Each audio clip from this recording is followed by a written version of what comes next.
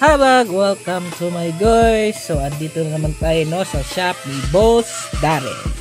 For today's video, for aesthetic lang po ito, konting tabas lang sa Teryx Mavic Sonic natin para naman lumabas yung forma ng kanyang makina at kung gaano ito kaganda tingnan sa side view.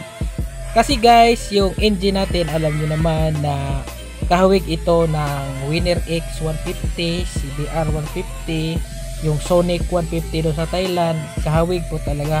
So inisip ko na mas maganda kung mapapalabas natin yung forma ng kanyang makina. So kinabasan lang ni Boss Daryl yung kanyang leg shield, konti lang naman.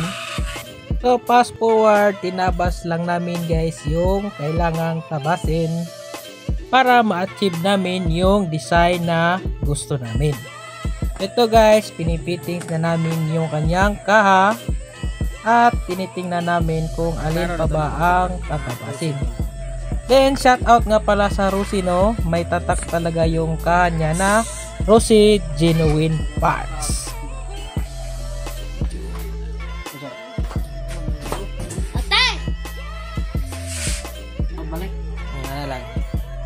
As you can see guys, medyo na-achieve naman namin yung design na gusto namin, pero kulang pa talaga yan.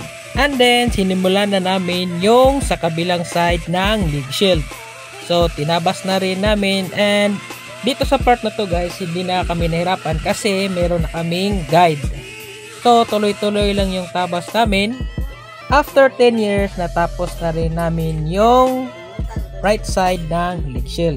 So nakita nyo guys, yan, natabas na namin. So hindi na ako mahirapan mag refill ng coolant at maglinis ng makina kasi open na po yung leg shield. So sa mga nagsasabing sayang at tinabas ko yung leg shield ko guys, matagal ko na po talagang plano na tabasin yung leg shield na yan para hindi ako mahirapan maglinis ng makina pag nagwa-washing ako. And then matagal ko na talagang plano yung aesthetic look na yan.